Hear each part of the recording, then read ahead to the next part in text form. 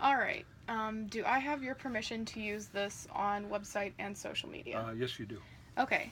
So, would you please introduce yourself? I'm Ray Schuck, Professor Ray Schuck, and I teach in a public history museum studies program here at Ohio Northern University. I teach courses in history, material culture, museums and archives, public history, local history. My background has been in museum studies as well as archaeology, and therefore then I came here in 2000 to set up the program and have been here ever since. All right. Thank you. So, I'm going to ask a few questions about how towns are basically created and destroyed. So, what causes a town to appear? Many towns will appear. It depends on the time period, of course. But in Ohio, generally, it was in the early to mid 1800s that they were appearing, and generally it was immigrants coming over from various parts of Europe. They were escaping either the conscription for the draft, the religious persecution, just simply maybe for jobs, a variety of different reasons.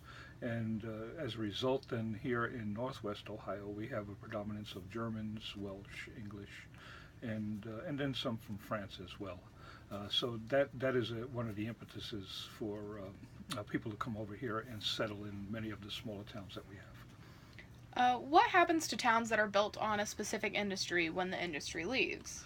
Again, it depends the time period and the type of industry that's there. If we look out west, when oil was discovered, you had these boom and bust towns. As soon as the oil went, they went. Mm-hmm. Here in northwest Ohio, many towns would stay even if the industry left, because of agriculture and other aspects that would be able to at least keep a community close together and going.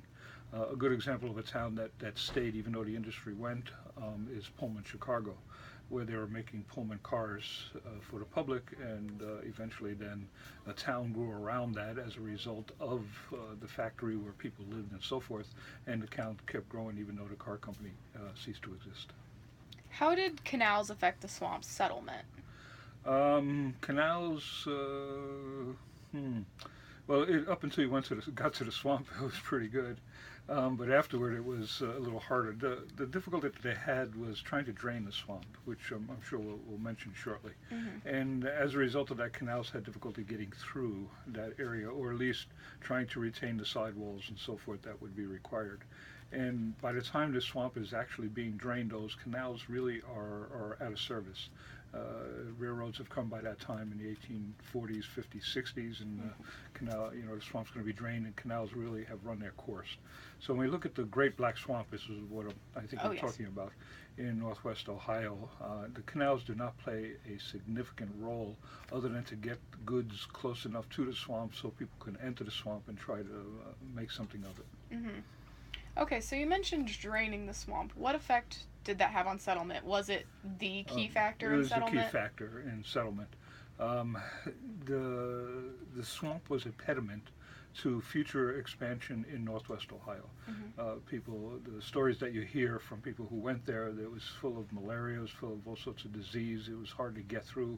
Wild animals lived there. It was just simply inhabitable in many different ways. So draining it was the best option for controlling it. And then, of course, once it was drained, the soil that was there was quite fertile, and therefore then it led to a large agribusiness in northwest Ohio. Okay.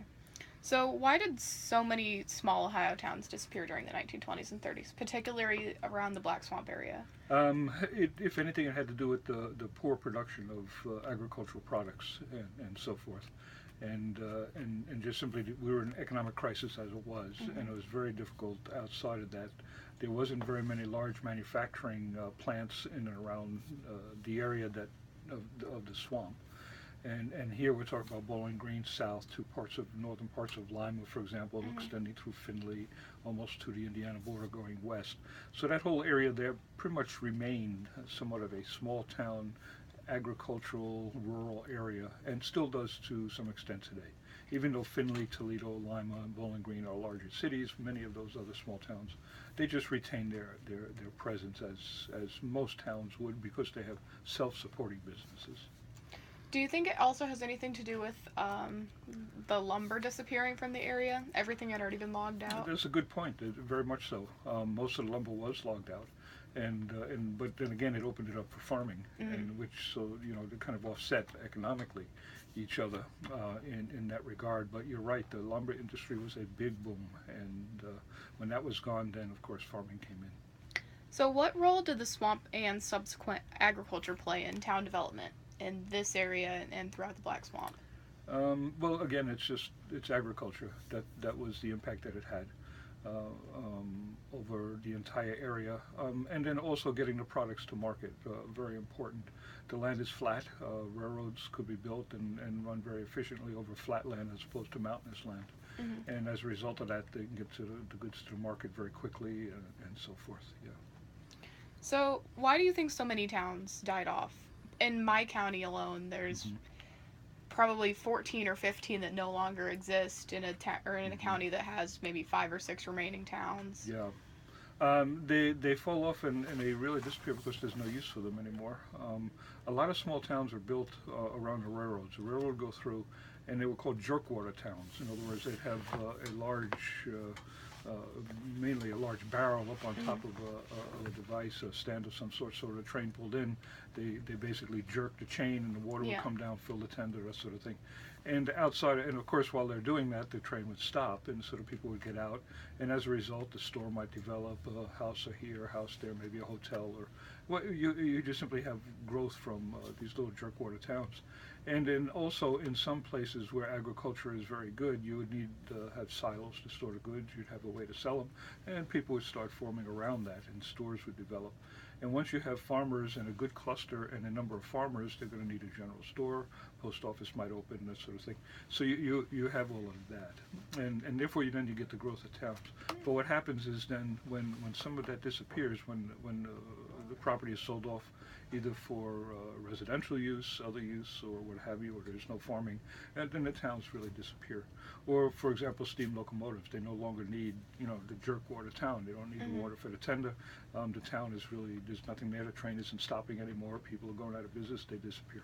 So you have a variety of factors that lead to it. The railroad really produced towns, but it also then took away towns by the late 1950s when steam power died. Okay, thank you. No, Thank you you're so welcome. much. Okay.